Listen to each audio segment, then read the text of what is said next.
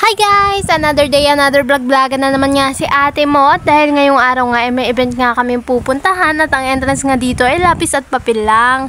Hindi ka na nga mag-aaksaya ng pera para lang maka-attend sa event na to. Itong event nga pala na to ay charity event ng mga Temple Street Organization. Dito nga pala ito located sa Barangay Maharlika, Imus, Cavite. Dapat nga kagabi ko pa ipopost yung video na to kasi nga kagabi talaga ginanap yung event. Kaso ngayon nakakapagod kasi nga sobrang daming tao at kasama ko pa nga si Kalbo. Kaya nga pag uwi diretso tulog na lang si babae na to.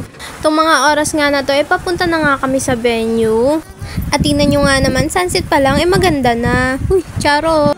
Pagkarating nga namin ay hindi pa nga nagsisimula yung event nila at nag-antay pa nga kami ng ilang minutes bago mag-start to. At maya-maya nga lang ay nag-start na din yung event at kumakanta nga dito si J. Christ.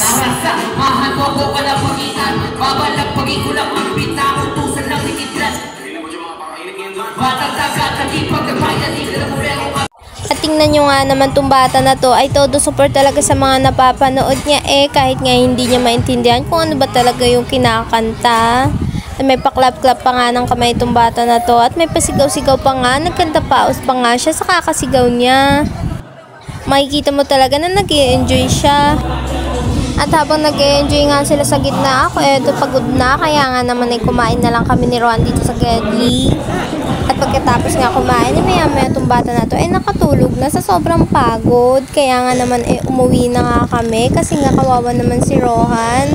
Okay lang, at least nag-enjoy naman siya.